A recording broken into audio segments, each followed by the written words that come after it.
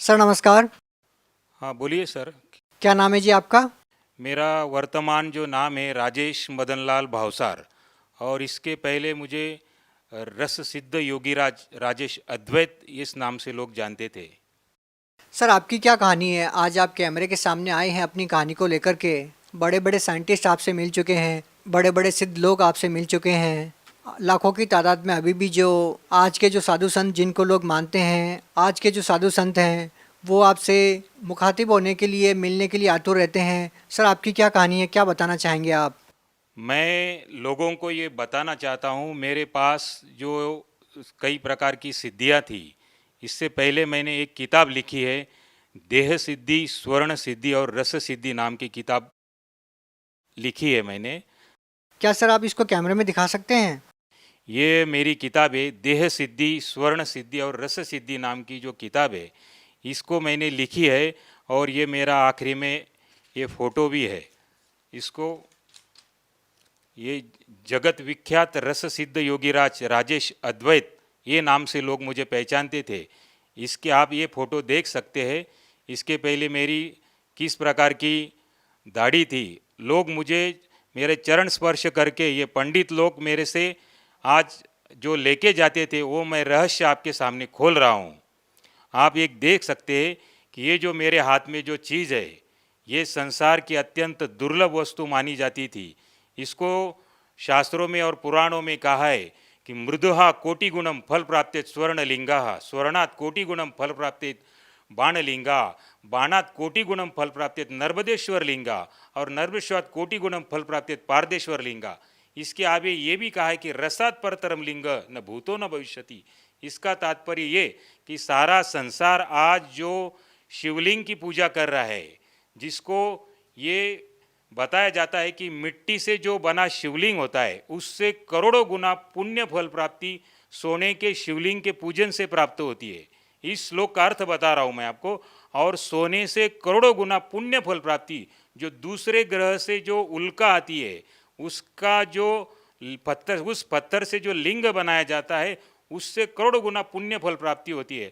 और उससे भी करोड़ों गुना पुण्य फल प्राप्ति जो नर्मदा नदी में निसर्गता तैयार हुआ मिलता है, उससे प्राप्ति होती है। और उससे भी करोड़ों गुना पुण्य फल प्राप्ति ये जो पारे से बना हुआ संसार का अत्यंत दुर्लभ पारद शिवलिंग, ये जो आपको दिखा रहा हूँ, इससे प्राप्त होती। इसको कहा है शास्त्रों में कि रसात परतरम लिंग न भूतो न भविष्यति। ये पारे का शिवलिंग है, आप देख सकते हैं। सर इसकी महत्वता क्या है? आपने जो ये बनाया है शिवलिंग, सर इसकी महत्वता क्या है? पारा मतलब कौन सी धातु है, मतलब क्या है इसकी कहानी? सर मैं आपको दिखाता हूँ पारा, एक मिनट में। ये जो आप देख रहे हैं सर, कि ये जो है ना, ये इसको मर्क्यूरी बोला जाता है और ये हाथ में नहीं उठाया जाता है। इसको जो है भगवान शिव का वीर्य कहा है। ये जो देख रहे हैं आप, ये जो बिजली के समान तेजस्वी अत्यंत दैदीप्यमान जो पदार्थ देख रहे हैं, इसको भगवान शिव का वीर्य बताया है। और ये संसार का अत्यंत दुर्लभ वस्तु और पूर्ण पूर्ण पृथ्वी तल पर एक जीवित धातु माना जाता है इसको। और वैज्ञानिक दृष्टिकोण से भी इसको अलाइव मेटल कहा गया है। इसमें सभी धातुओं को समाने की क्षमता है इसमें। और इससे बना ये शिवलिंग है जो आज संसार का अत्यंत दुर्लभ माना जाता है।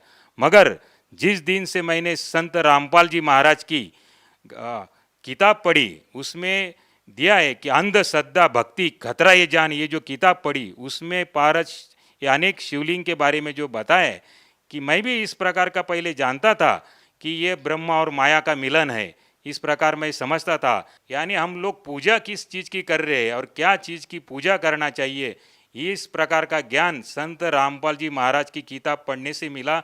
और मैं इसको इसके माध्यम से अमर बनने की ख्वाहिश लेके बैठा था कि मैं अमर बन जाऊं, क्योंकि ये विज्ञान में आगे चल के इस प्रकार का भी समावेश किया गया है कि इससे व्यक्ति अमर बनता है। मगर ये बात तब मुझे गलत लगी कि मुझे ही डायबिटीज़ हो गया और मैं मलाई, घी, चावल ये खाने में असमर्थ था।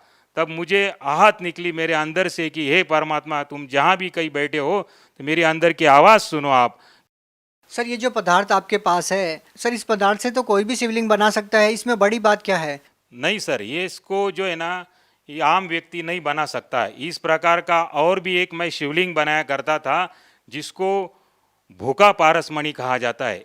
नहीं, जो आपके पास ये जो पदार्थ है, ये जो लिक्विड पदार्थ है, इसको गर्म करके या ठंडा करके या किसी क्रिया के द्वारा इसको ठोस नहीं बनाया जा सकता।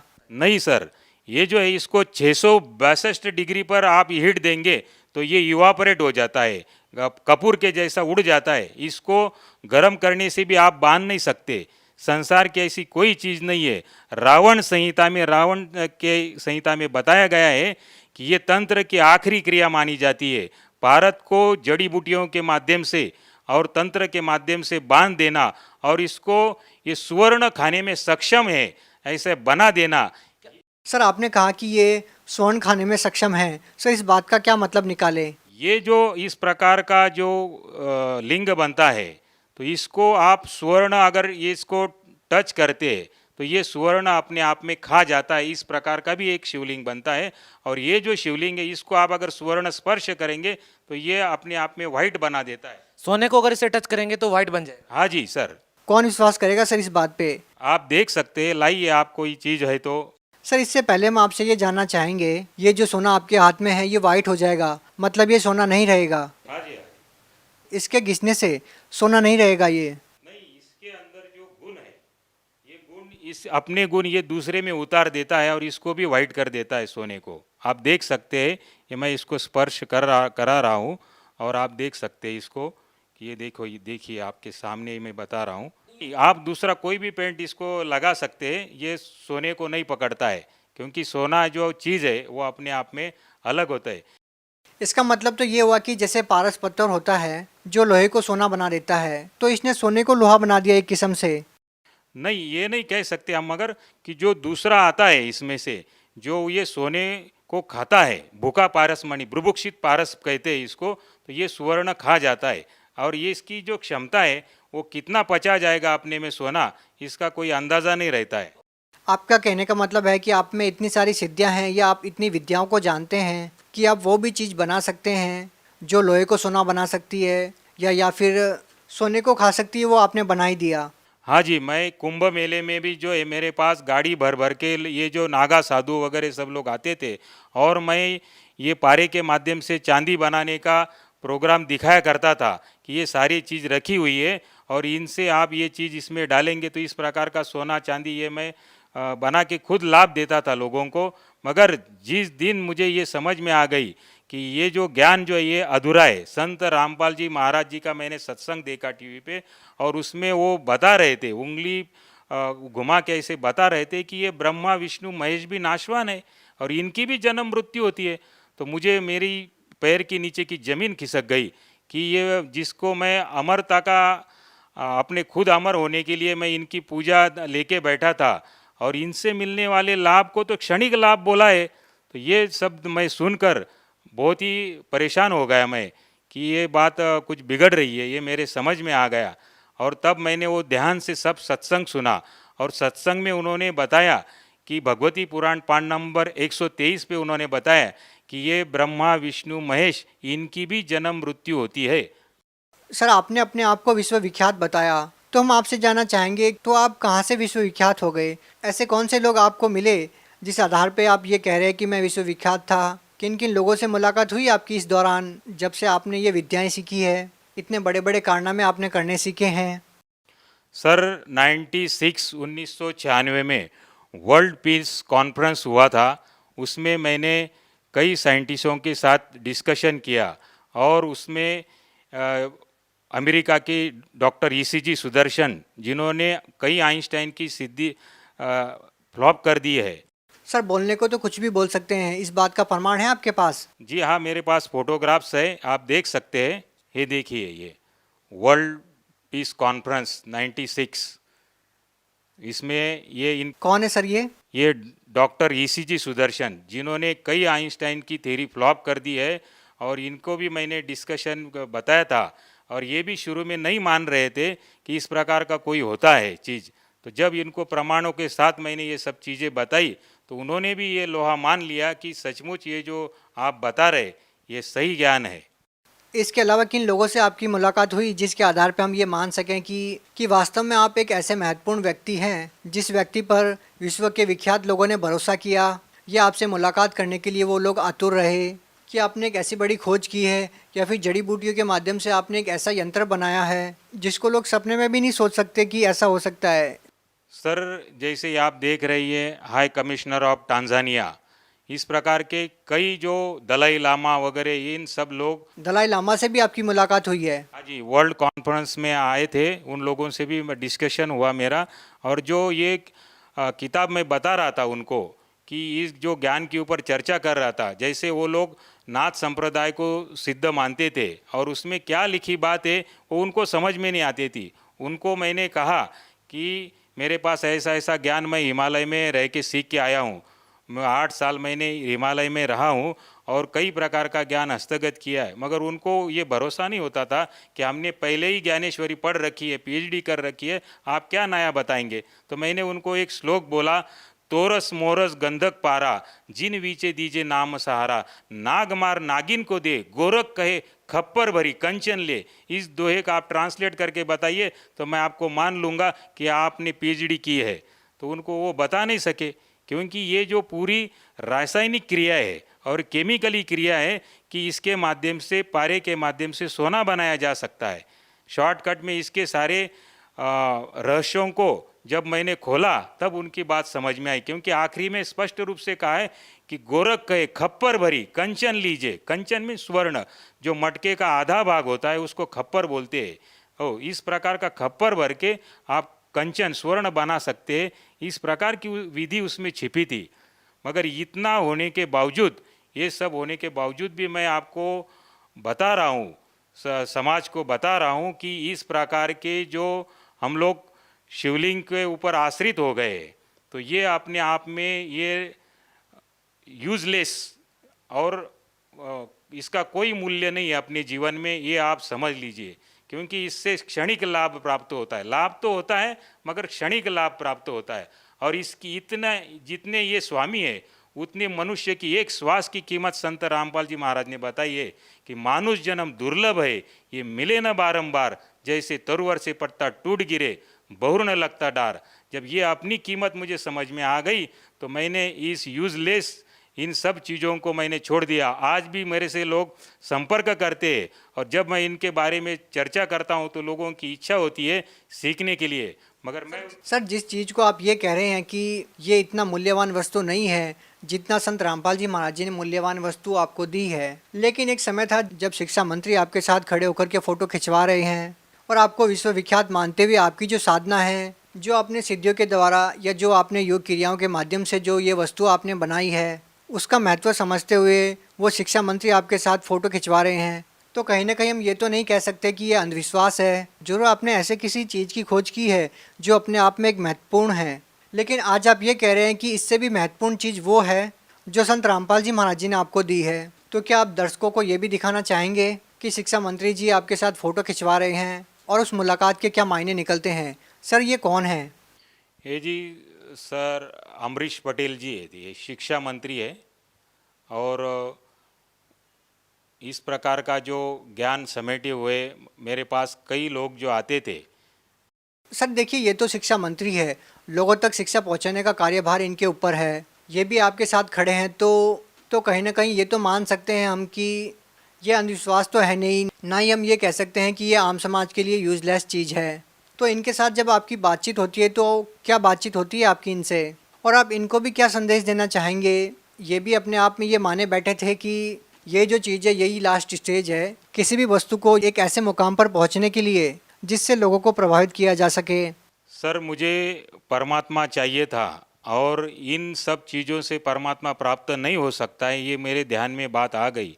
और जब मैंने ये संत रामपाल जी महाराज का ज्ञान बारकाई से अध्ययन किया, क्योंकि इसके पहले मैं तो सारा कुछ पढ़ चुका था, आयुर्वेद, कर्मकांड, ज्योतिष, मीमांसा, पराविज्ञान, पारद विज्ञान, कई प्रकार की सिद्धियों को कर चुका था। ये सब करने के बावजूद मुझे ये तो ज्ञान हो गया था कि संत कौन है, क्योंकि बाकी सारी संत तो जो धन के लालची होते हैं, और मैं इस प्रकार की सिद्धियां उनके सामने दिखाता था तो वो कुछ भी देने के लिए और समर्पित करने के लिए तैयार हो जाते थे। इवन ब्राह्मण लोग भी मेरे पैर छू के वो मेरे से शिवलिंग 1100 रुपये का शिवलिंग आगे 11,000 में बेचते थे। तो इस प्रकार का वो सब लोग करते थे। और ये ज्ञान मुझे प्राप्त होने पर संत रामपाल जी महाराज का जो अद्भुत ज्ञान है, अलौकिक ज्ञान है, इसके आगे कोई नहीं। क्योंकि शास्त्रों में एक वाक्य लिखा है कि गुरु बिन वेद पढ़े जो प्राणी, समझे ना सार रहे अज्ञानी। अगर ये लाइन किसी पे सूट होती है तो केवल वो संत रामपाल जी महाराज है, और इनसे बड़ा कोई गुरु नहीं है। क्योंकि मैंने इस सत्संगों में इनकी जो टीवी के ऊपर जो बात देखी, इनमें जो दमखम है वो किसी गुरु में नहीं है।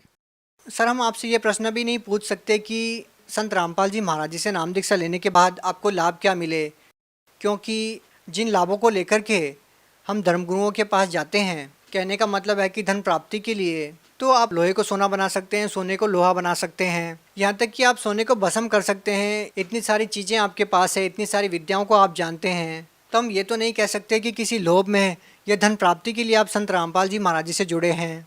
तो सर, आप संत रामपाल जी महाराज जी से जुड़े क्यों हैं? क्योंकि धन की कोई कमी आपके पास नहीं, क्योंकि आपके पास विद्या एक ऐसी है कि लाखों की तादाद में आज भी धर्मगुरु आपसे मिलने के लिए आतुर हैं कि आप उनको ये सिद्धि सिखा दें, वो भी इस सिद्धि के द्वारा धन प्राप्ति कर सकें। तो सर, फिर आप क्या कहना चाहेंगे, संत रामपाल जी महाराज जी से जुड़ने के पीछे का क्या कारण है?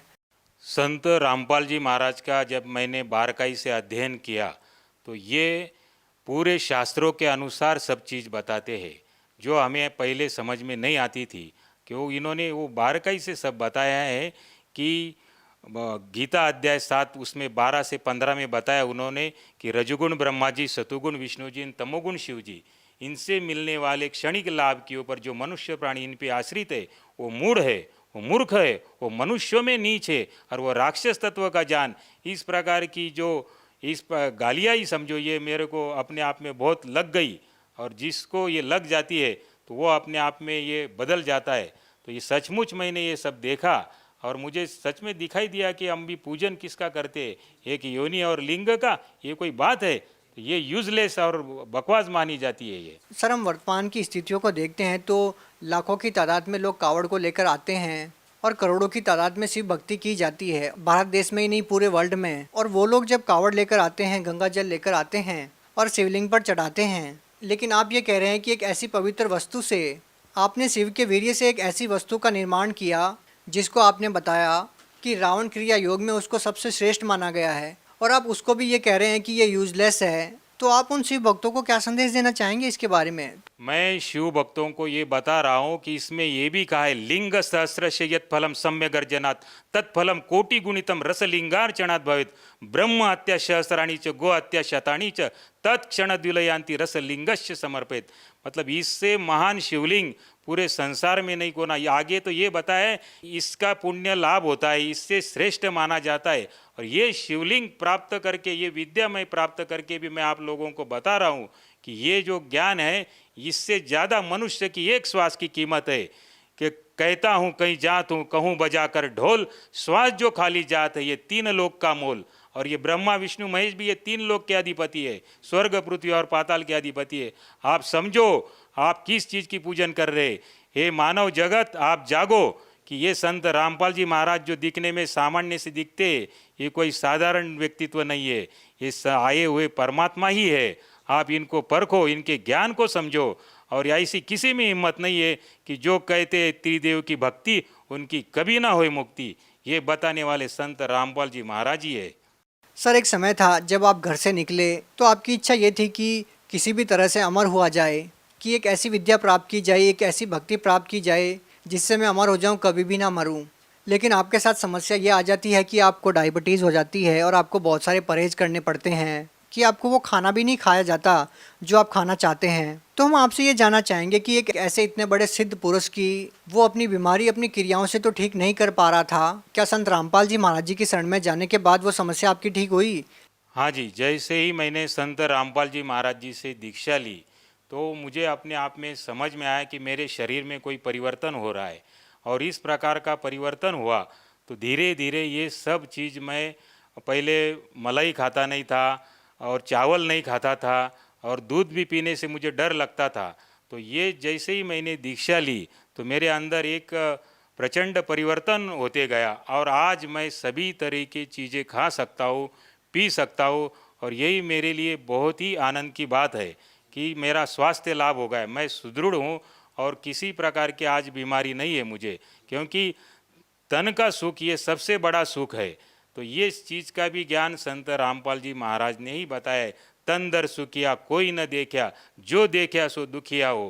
तो ये बात सत्य लागू पड़ती है कि समाज को ये ज्ञान न होने के वजह से वो इन चीज़ों के पीछे दौड़ रहा है।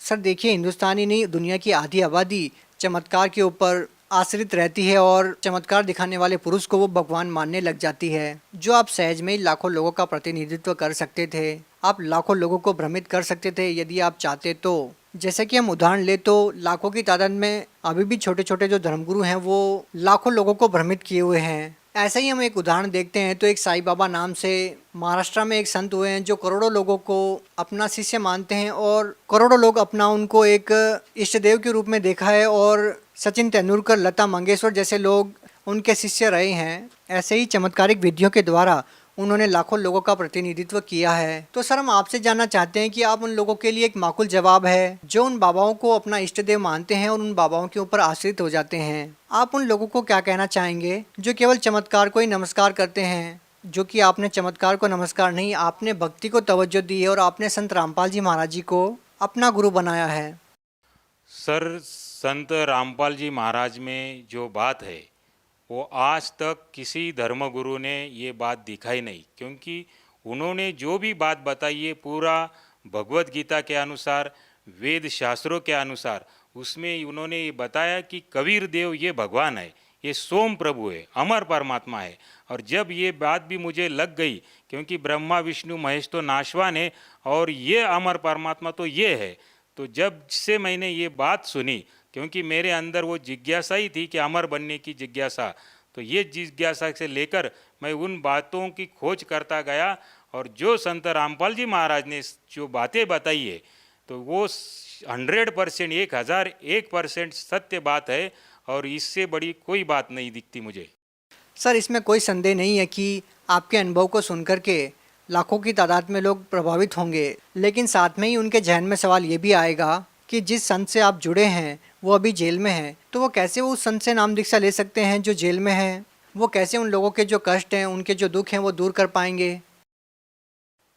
इसमें संत रामपाल जी महाराज ने पूरे वर्ल्ड में हर डिस्ट्रिक्ट में उनके सेंटर है, जो नीचे जो पीली पट्टी आती है। सर सेंटर है वो ठीक है, लेकिन लोगों को ये विश्वास ही नहीं हो पाएगा कि जो संत खुद जेल में है वो दूसरे लोगों को राहत कैसे दे पाएंगे? ऐसा होता है कि जो संत होते हैं उनमें सिद्धि होती है और वो सिद्धि वाचा सिद्धि होती है। केवल स्पर्श मात्र से भी या शब्द मात्र से भी वो किसी प्रकार का भी कोई भी चीज़ का निर्माण कर सकते हैं। तो सर लोगों के जहन में सवाल ये भी तो आएगा कि वो बाहर क्यों नहीं आ जाते? ये एक तरीका होता है कि किस प्रकार क्या चीज़ करनी है वो संत ही समझ सकते हैं। बाहर आने का मतलब ये तो नहीं कि वो कुछ कार्य नहीं कर रहे, वो वहाँ बैठे बैठे ही सब कार्य कर सकते हैं। और तत्व ज्ञान के हिसाब से या दिव्य दृष्टि से अगर हम देखा जाए तो ये जिस ब्रह्मांड में हम लोग रह रहे, तो ये ब्रह्मांड ही हम त्रिगुणमयी माया से बंधा हुआ है और सभी हम लोग जेल में हैं और इस जेल से ही छुटवाने के लिए वो आए हैं। तो जो एक दृष्टि से अगर देखा जाएगा कि इनको जेल में रहते हुए भी जो आस्था इन पे बना लेगा और समझ लेगा, तो वो बूमरैंग करके वो चीज़ आती है तुम्हारे ऊपर और उस बूमरैंग के हिसाब से यहाँ से छूटने के लिए तुम्हें भी मदद मिलती है। सर आपने स्वर्ण भस्म यंत्र का निर्माण किया, आपने क्या आपने इसके अलावा भी कोई ऐसा यंत्र बनाया अपनी सिद्धियों के द्वारा, जो आपकी विद्या थी उनके द्वारा? हाँ जी सर, ये जो आज देख रहे पूरा सभी गुरु इस यंत्र के ऊपर अपना महत्व जमा लेते हैं। इसको महालक्ष्मी यंत्र का श्री यंत्र कहा जाता है और इसमें भी क्या चीज़ छिपी है, इसमें इस महालक्ष्मी के भी यंत्र में हिरण्यवर्णाहरिणी जात वेदो त्वाम लक्ष्मी आवत, तो इसमें भी पारे के माध्यम से सुवर्ण क्रिया करने की विधि छिपाई गई है और वो किसी को न मालूम होने की वजह से लोग इसको घी का दीपक लगाते हैं और इसका पूजन करते हैं। ये यूजलेस है। तो उसमें क्रियाओं को समझ के और उसके अनुसार करने से, और ये सभी चीज़ें जो है तो किसी को वो समझ में नहीं आती है, तो इसलिए गुरु संसार में करना आवश्यक है। सर आपने जो यंत्र बनाया था उस यंत्र ने सोने की धातु को अपने रंग में बदल दिया, लेकिन सर लोगों को शंका ये हो सकती है कि आपके हाथ में कोई और वस्तु हो या आपने जिस सोने को वाइट किया है वो वाइट वस्तु कुछ और हो। तो लोग आपसे ये ज़रूर जानना चाहेंगे कि अगर वो सोना आपके पास लेकर आते हैं तो क्या उस धातु से आप उसको भी वाइट कर सकते हैं? हाँ जी, बिल्कुल, कभी भी कहीं भी ये चीज़ हो सकती है। तो आपके जो कहने का मतलब है कि आपने अभी तक जो क्रियाएं की, आपने जो विद्या सीखी वो बिल्कुल यूजलेस है और सही जो चीज़ है वो संत रामपाल जी महाराज जो भक्ति बता रहे हैं वो है। हाँ जी, बिल्कुल ये ऐसा ही है, क्योंकि संत रामपाल जी महाराज ने जो जो बातें बताई है आज तक संसार में किसी गुरु ने नहीं बताई है। उन्होंने गुरु ग्रंथ साहिब के अनुसार भी सिद्ध कर दिया कि हक्का कबीर करीम तू बे एब परवरदिगार, कि ये कबीर साहेब ये सोम परमात्मा है और ये अमर परमात्मा, यही परवरदिगार है। सर आपने शिव भगवान को मानने वाले लोगों को एक संदेश दिया कि आप जो साधनाएं कर रहे हैं वो साधनाएं करने की नहीं है, संत रामपाल जी महाराज जी से नाम दीक्षा लो। तो क्या ये माना जाए कि संत रामपाल जी महाराज शिव भगवान की या देवी देवताओं की भक्ति छुड़वाते हैं?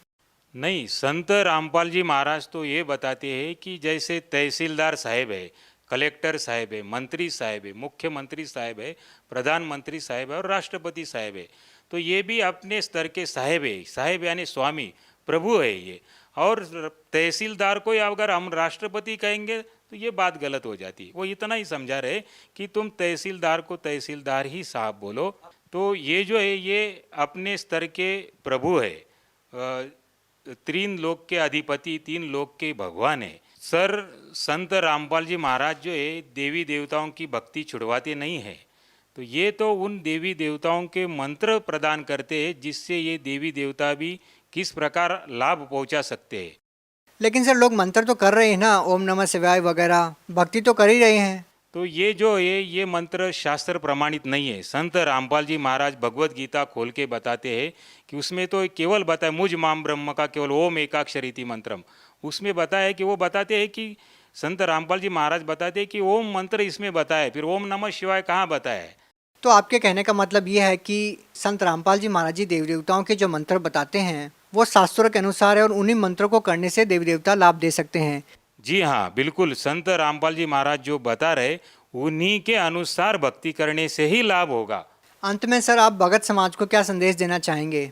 मैं समाज को ये प्रार्थना कर रहा हूँ, हृदय से प्रार्थना कर रहा हूँ कि आप इन चीज़ों के पीछे ना दौड़े, ये शिवलिंग के पीछे ना दौड़े, क्योंकि इससे संसार की श्रेष्ठतम वस्तुएं मैंने निर्माण कर रखी थी और इसके ऊपर कोई चीज़ नहीं है।